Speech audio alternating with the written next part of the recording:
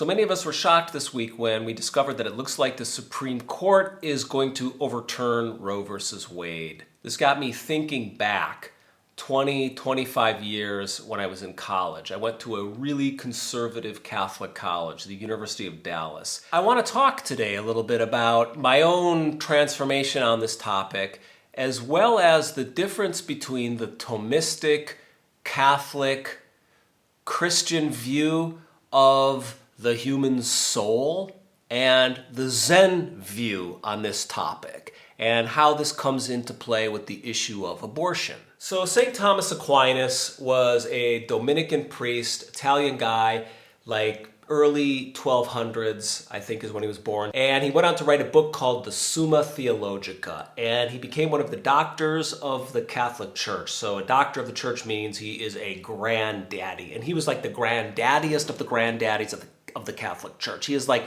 the philosopher whose thinking still informs most Catholic doctrine today. There's Augustine, and St. Thomas Aquinas. And you generally, within Catholic institutions, in my experience, you have people who characterologically lean towards Augustine and those who lean toward Aquinas. And in the college that I went to, University of Dallas, Aquinas' teachings, the whole organization was shot through with his teachings.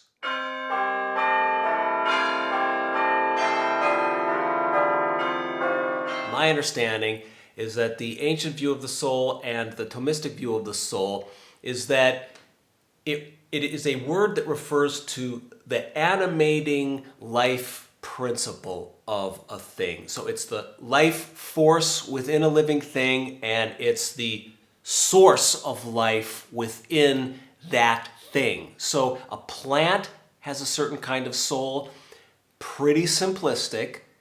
An animal has soul, and a human being has soul. However, and this is key, within the Thomistic point of view, a human being is a very, very special case. The most special case. It is a universally unique case.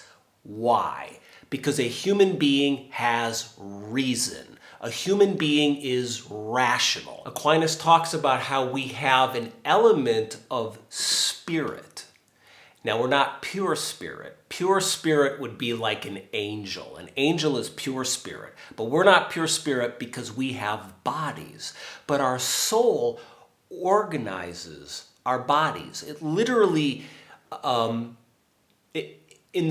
brings spirit to our organs, to our flesh, to our epidermis, to our eyes, to our face, to our bones. It organizes the matter within our body in a way that makes it human and makes it rational and intelligent, and thus totally separate from the rest of creation. So for Aquinas, this human soul is special, and when the body dies, the soul does not die. At death, the body drops away, but the soul continues. The soul is, in fact, eternal. So it's been a while since I studied this stuff, but my memory is that Aquinas' teachings were such that the soul can live on after the death of the body, because while the body is corruptible and decays and changes, the soul, the human rational soul, is incorruptible.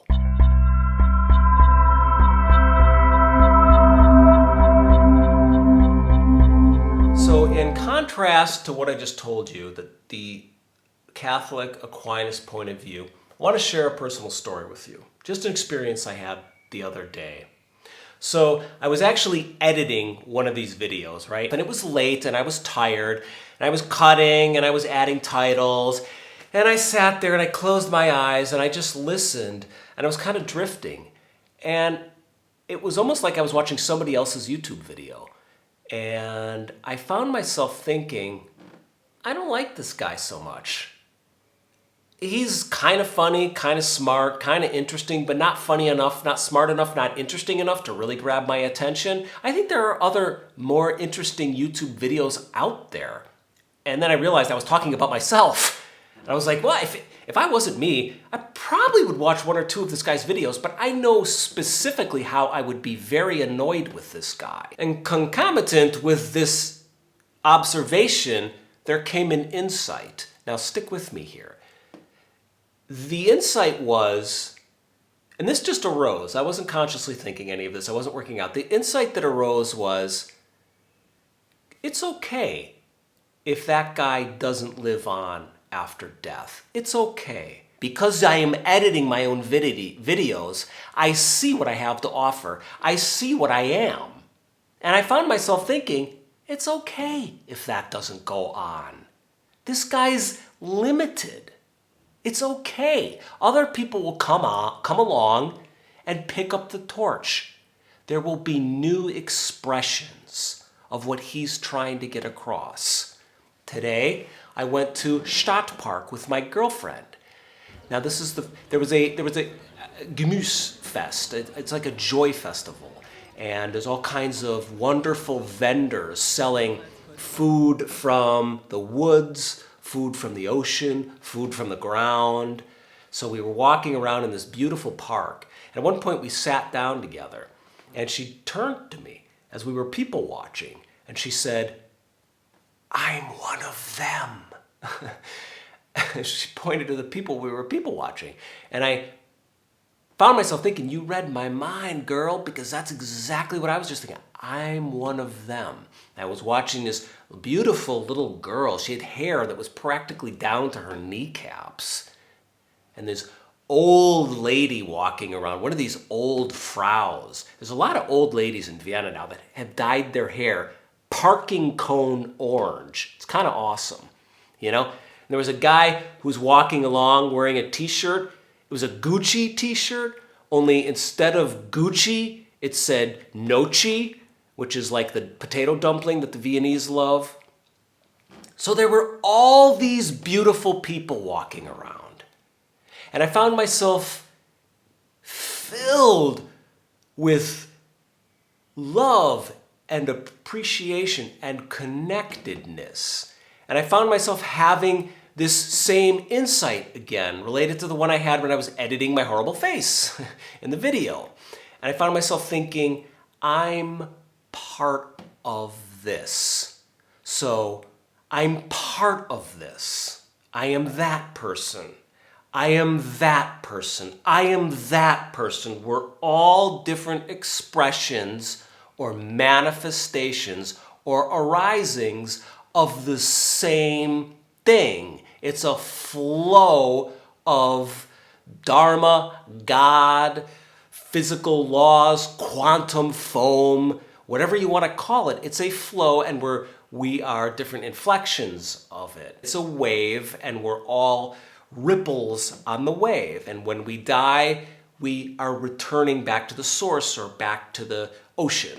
So the part of this insight is, yes, I'm going to die one day, but the fact that I am part of all this is greater than the fact that I'm one day going to die. It's bigger and greater than, and envelops and holds the fact that I'm going to die. So I am a part of the world around me. I'm a part of the cosmos. I'm one with it, okay? The thomistic view of the soul is very different. The thomistic view of the soul, the human being is a sliver of the absolute, okay? It is rent apart. It is torn from the body of the absolute. It is separate and it is apart. It is not an expression of the absolute or of God. It is a creation of that God, and so is eternally and infinitely and fundamentally separate from it. So this is the difference between the Eastern point of view that I practiced and learned as a Zen Buddhist monk and the Christian Catholic point of view represented in Aquinas and in the philosophy lessons that I took in college. They're very, very different points of view. And these different points of view have real world consequences. They create different societies. different politics, different cultures, different family life. It's really important. There's a difference between God created my soul separate from himself, and I am in this moment an expression of the absolute or the source in this form. And one day I'll return to that absolute or that source, and something new will pop up. And I just want to get across how beautiful it is to be able to let go of the idea that you have a separate soul. I think that that's a fucking toxic fucking idea. And it's the idea behind so much of what goes wrong in Catholicism and Christianity and conservatism and dogmatic religious thought. The difference between God made me, I'm fundamentally separate from him, and we're all part of the same thing. And it ain't gonna be no huge, massive, supernatural, infinite tragedy when I get to return back into the breast of the source for a nice big nap.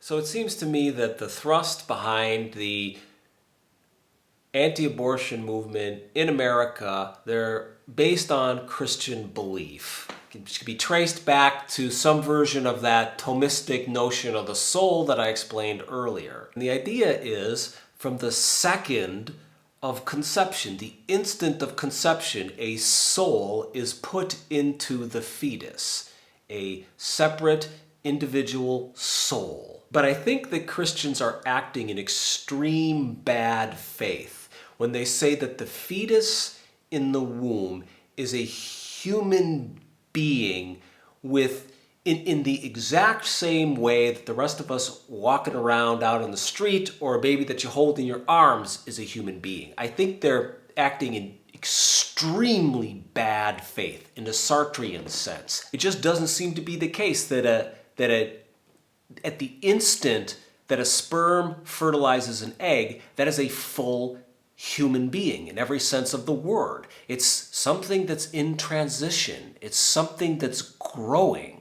And it's something that's growing inside the body of a woman. And I personally don't think that the long arm of the law should reach inside the body of that woman through her orifice and put a protective shield around that little beautiful, stunning miracle of a sea creature and protect it at the expense of that woman. In Buddhism and Zen, and I'm very much generalizing here, life is on a continuum. Birth, life, death, continuum. And the boundaries between things are not metaphysically fixed or permanent. There is no supernatural property line designating my soul, your soul, your soul. In Buddhism and Zen, there can be no you without me and no me without you. This is called Engi, or dependent origination, pratitsamutsampada. I've talked about this before in these videos. If this, then that. If me, then you. All of life on this planet and in this cosmos is interconnected and interdependent. And when we consider or contemplate a human fetus, we can consider or contemplate how this Buddhist teaching of interdependence is physically manifest. Where does the fetus end and the mother begin? Fetus is pulling its nutrition, pulling its life source, forming its body out of the body of the mother. They are totally interdependent and interrelated. And what a beautiful, we can hold that in our minds as a way of contemplating this principle of interdependence. And I believe that this is a spiritual principle commensurate with the principle of an individual soul inserted into that baby, the thomistic view. And I think a spiritual principle commensurate to that view is required to make choice metaphysically legitimate and to justify a legal stand ultimately on choice. Deciding whether to keep or end a pregnancy is a really big deal. But ultimately, I don't think abortion is murder. And that's really ultimately the question, isn't it? Is it murder? I don't think so. I think abortion is the shadow side of pregnancy. There's the beauty of a life form taking shape inside a woman, and the beauty of that woman giving her body over to the forming of that life, letting it take shape from and inside of her. And then after 9 months, that life form that has taken consistently from her body takes a very painful, traumatic exit from her body and is born in the outside world. That's birth. Beautiful event and a gift. It's the gift of life. We can pause and consider that idiom, the gift of life. It's a gift. Life is a gift. And who gives us that gift? Let's be real here. The gift of life ain't given to us by God, because God ain't got a pussy, okay? The gift of life is given to us by and through women. It's their gift to give. And the shadow side of pregnancy is if a woman decides, I can't give this gift of life, then it's her choice to make. That's my belief. Now, perhaps this video has been a bit of a case of he doth protest too much, because I don't take the issue of abortion lightly. If my dear girlfriend got pregnant, it would be a real difficult choice, and it would be one that would keep me up at night, because I don't consider a fetus or a fertilized egg to be just some bit of matter that we can flush and be rid of. I perhaps a little bit glibly referred to the fetus earlier as a sea creature, but I'm personally well aware of the fact that there's this, I guess I could almost call it sacred, what's taking place within the woman. If the word sacred has any meaning, then it must refer to that moment when the sperm hits the egg and a new life, a new human life is conceived. But ultimately, the woman's body belongs to the woman, and it's her decision and her right to have, to choose to use that body to give the gift of life or not, because the fetus and the mother are so interdependent. Christians, Catholics have forced their views on the soul on the rest of the country and codified it in anti-abortion law. I don't believe in the Christian view of a soul. I see no evidence for it. Science has never presented me with any evidence for it, and my own spiritual practice, which put me on a meditation cushion for 13 years of my life, morning, noon, and night sometimes, for weeks on end, provides no evidence that there is an eternal soul inside of me that has my supernatural thumbprint, that when I go to heaven, when I get through the gates, I'll have to put my soul down on the little scanning pad, and St. Peter will say, yep, that's you. We have your soul here registered for infinity. No proof, no evidence in science or in my personal experience or in the deepest spiritual texts I've read from the people whom I trust, much less the direct spiritual teachings of the most enlightened people I've ever met. There's never been any indication of or evidence of this infinite soul, which is the metaphysical reason and justification for the anti-choice law. So Christians have forced this notion of the soul on us, and it makes me a little bit upset. I grew up with pro-life people. They are in my family now. Hopefully none of them are watching this video, or maybe hopefully they fucking are. They're good people. That's always what people say, right? But they're my family, and they were my girlfriend in college, my friends from college.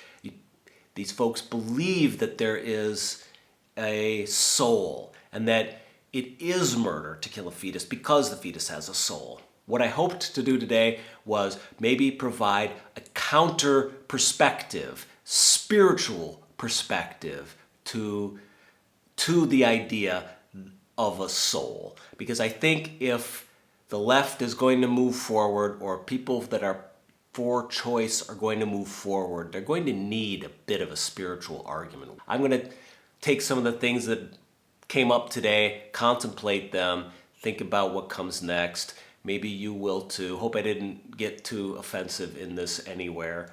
It's a difficult time. It's an interesting time.